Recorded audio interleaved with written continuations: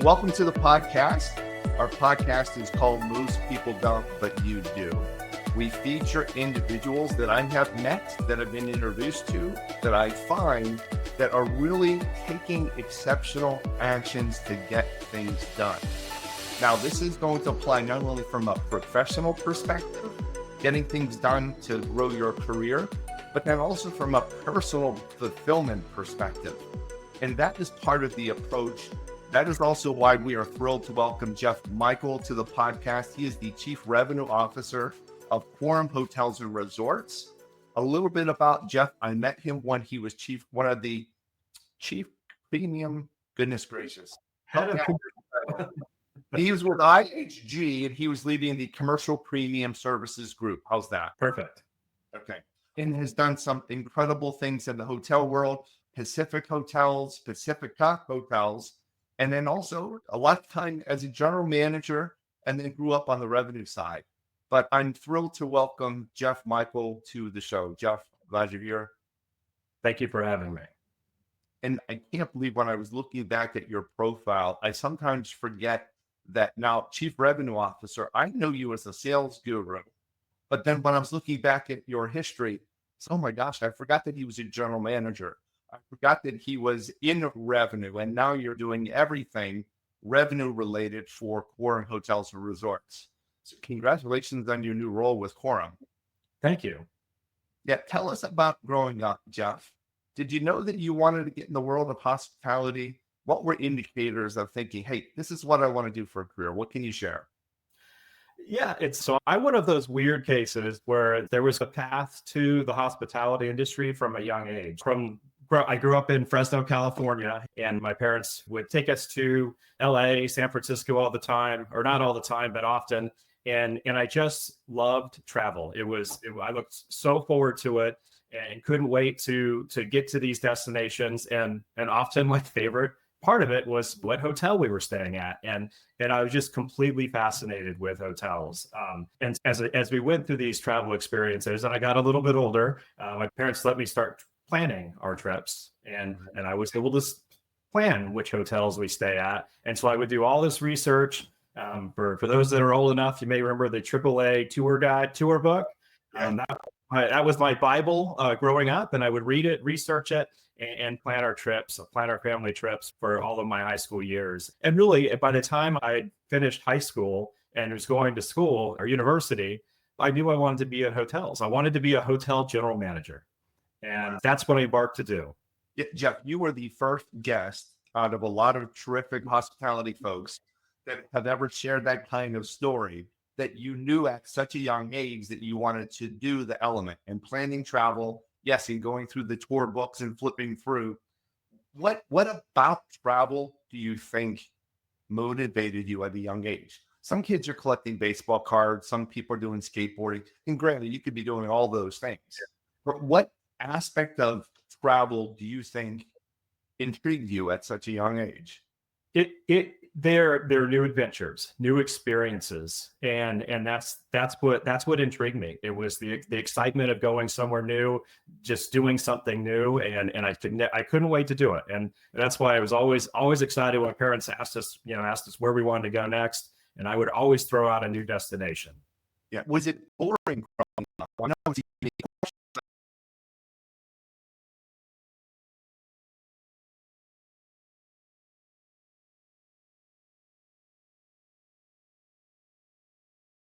California. And while I stayed plenty busy with many activities and even jobs, it wasn't an exciting city to grow up in. And so even getting down to LA or up to San Francisco, it meant it opened up doors to the things we didn't have. These were back in the days where you didn't have the same stores and the same restaurants at every city. You had to go to different places to experience these things. So yeah, it was always about the excitement of getting out of Fresno. And there was always a little bit of depression coming back to Fresno. Yeah, and with all due respect, it's certain destinations. That's why people travel, to be able to learn and see new things. But it's really cool that at a young age, you knew that you wanted to be able to experience something new and different.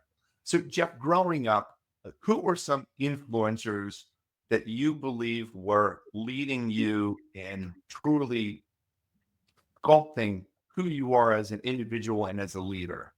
What names come to mind?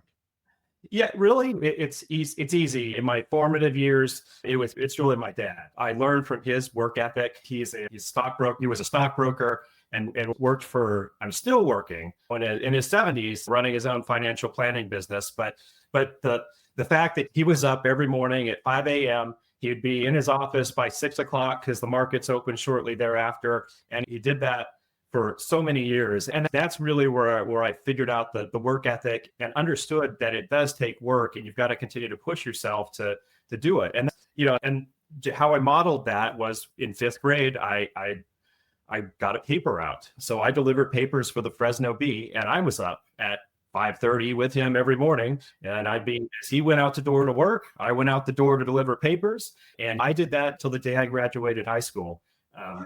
And even going into college, I went 1 year without a job because they told me not to, and then I immediately got back in. That's when I got into the hotel industry and have worked. And he's the one that I've really looked up to and formed a lot of what I do around what he did, even though we're in way different industries. Yeah, and he's still doing it today.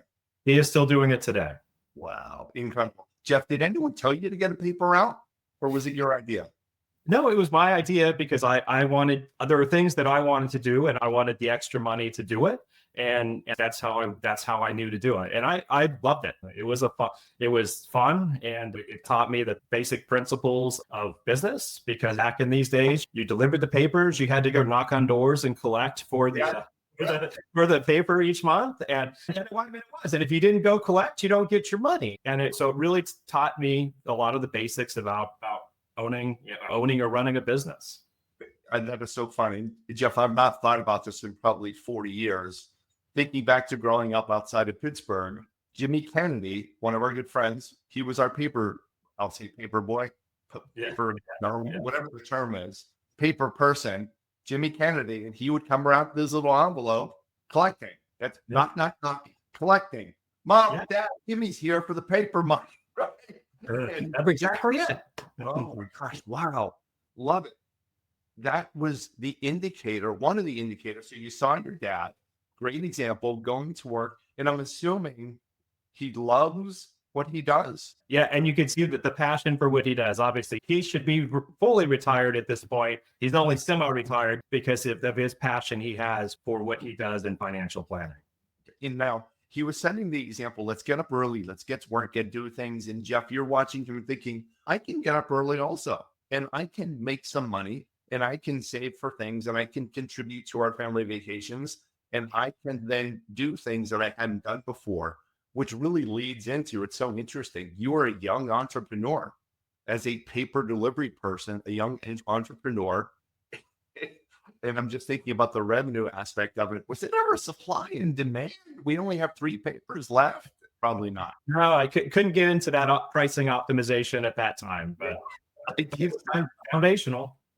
Yeah. Oh, so cool. So cool. Okay. So you knew what you wanted to do. You go off, you get a degree. Was your degree in hospitality? Remind me. It's small business management and entrepreneurship. Okay. Well, so you do anything with that, right? Yeah, of course. And then you get into the hotel world. And I know early on in your career, you became a general manager very quickly. Was it what you thought it would be, your first GM job? Absolutely not. Tell us.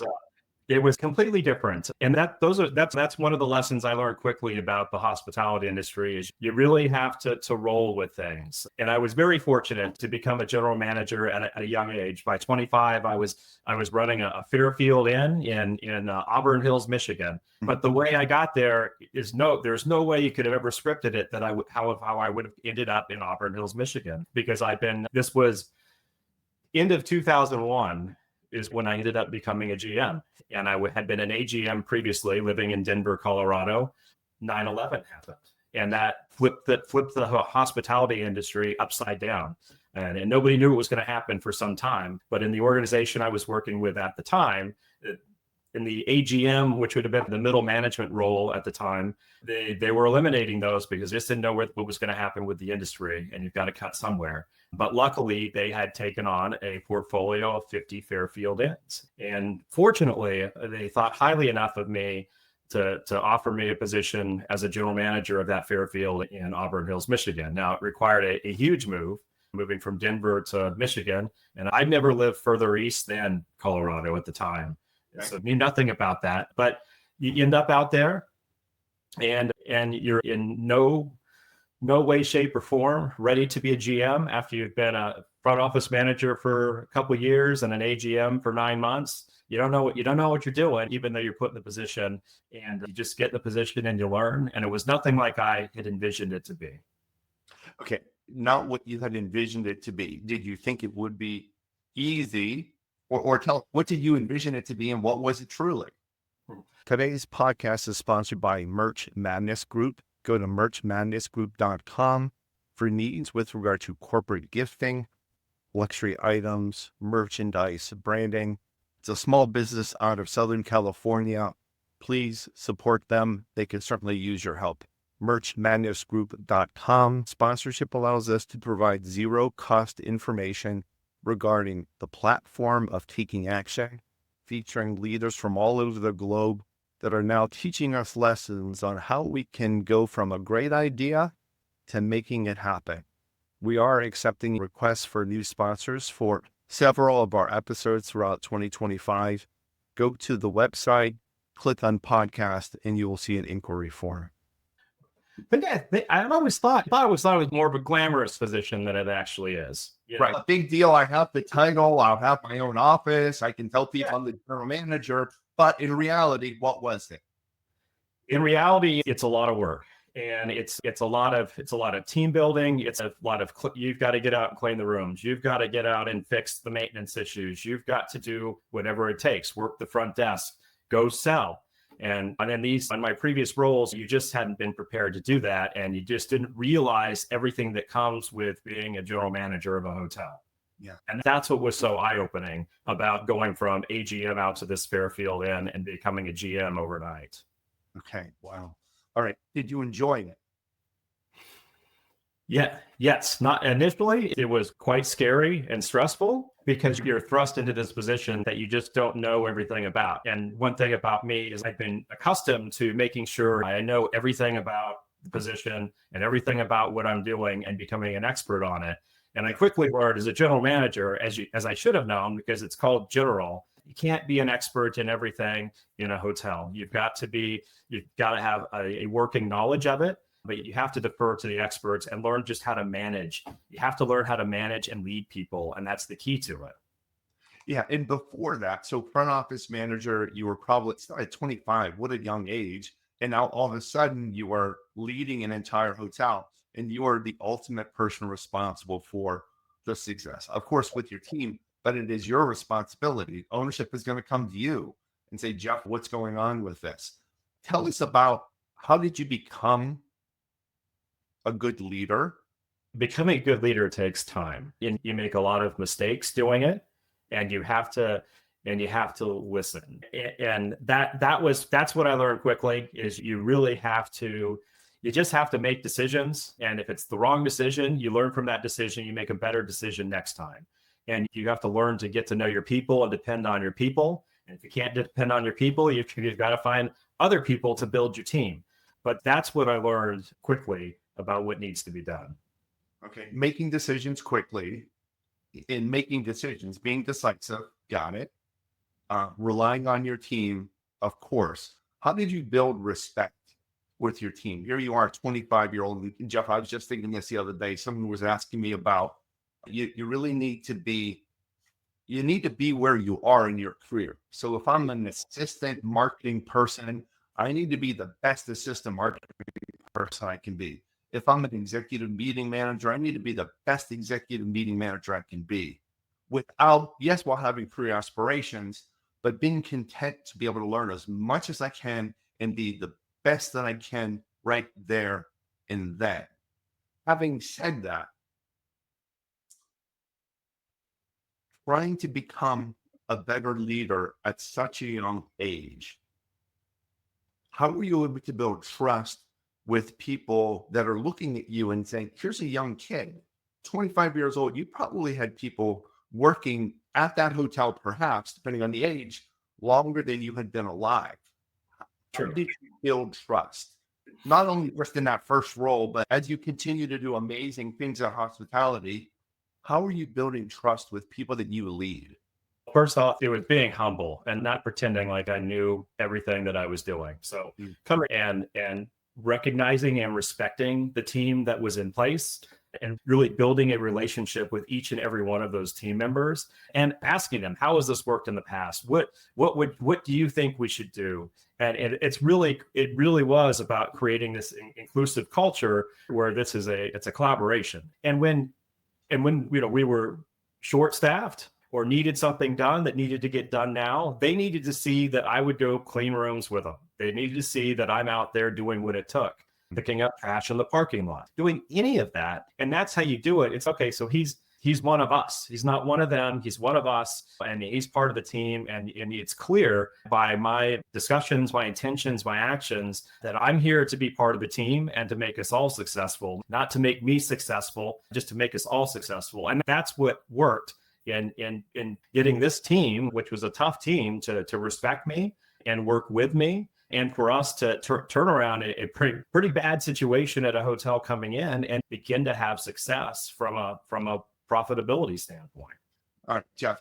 And I've heard this a lot from different leaders, and thank you for sharing. I create a collaborative team that show people that I care, that I get involved, I lead by example. All of those things that you just shared, taking your intentions, turning them into actions, which of course is doing what most people don't do. There's a lot of people that know that's the right thing to do as a leader, yet not everyone does it.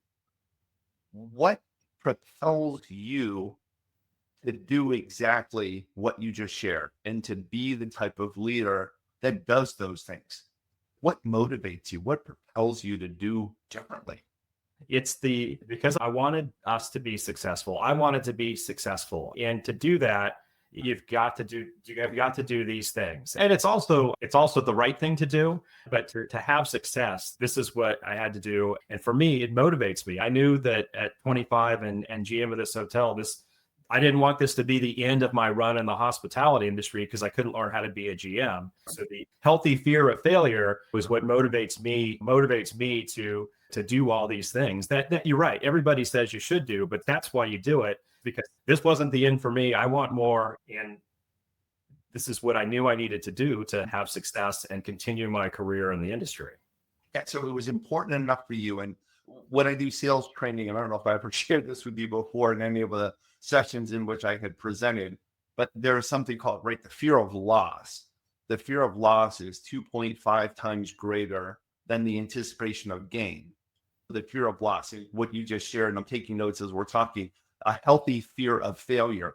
But I want to get back, Jeff, to this element of what you needed to do in order to be successful. And you were not going to do it alone. You needed to bring people up along with you. Is that, and this is with all due respect, and I'm just curious, I've never asked anyone this before, is that selfish? That's a good question. And I don't know that there's definitely probably a component of it that is selfish, but I think, but I really feel that in the teams that I've been a part of, it becomes mutually beneficial. It's not only benefiting me, it's benefiting the team as well in what we're developing as far as skills or just overall morale. And so there are components that benefit everybody in the approach. Right. And I guess I know you pretty well, Jeff, at this point. And I want to insert something. And hopefully that wasn't a bad question. That was a unique question. But I think what makes you different is that authentically, you are going to get into the trenches and help people authentically.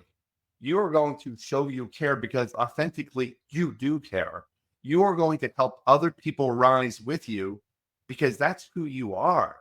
And I think that's probably a differentiator with great leaders, that other people know that they need a team to support them in order to be able to rise, to be able to gain this personal success. But I think what is special about you, Jeff, is that you are doing it very authentically. Even if you didn't get the chief revenue officer position, even if you didn't get the next GM job, even if you didn't get the SVP job, you were still going to always be authentic to be able to help people get better and rise. I think that's what makes you special. So I want to make sure that selfish question didn't come across as anything negative. It's a conversation, but it leads back to, I believe, your authenticity. Where does that come from? Again, I'm gonna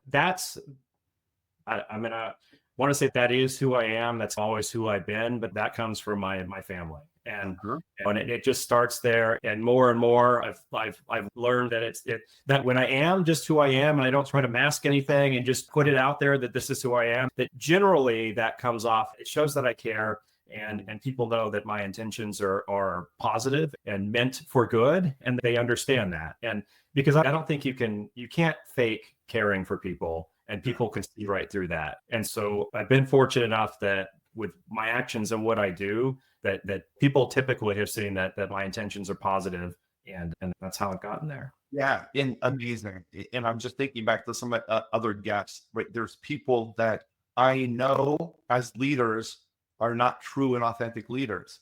Guess what? I'm not asking them to be on the show. It's because it's very clear. And it's very clear sometimes the people that they are leading know that they're not authentic. They are politically motivated. They will say whatever they need to say. They'll say something to you, but then on the other hand, they'll stab you in the back. And those are people that I'm not having on the show, obviously.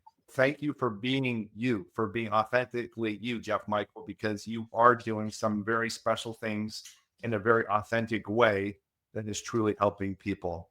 I want to get to your current role and learn a little bit more about Quorum and what motivated you. I know you were with IHG just for a very short period of time. Phenomenal people. They adored you. They love you. And I know it's mutual in return. Can you tell us about your move to Quorum Hotels as a chief revenue officer and what makes Quorum unique and special? I know there's tons of things with IHG. I had the pleasure of talking to Cesar on the podcast. I know about the people, I know about the uniqueness, but I would like our listeners to learn a little bit more about when you make a move to a new company, what is the thought process? And then also, I would like individuals to learn more about Quorum. Sure. So making a career move is always a difficult decision. It was not any, it would, this was the most difficult career move I've actually ever had to make in my entire career. And it was for a couple of reasons, because I spent 10 great months with IHG and really loved what I was doing. And in a lot of ways, it was a dream job for me because I'd always aspired to work for a brand someday. And I finally got there, had this great position, this great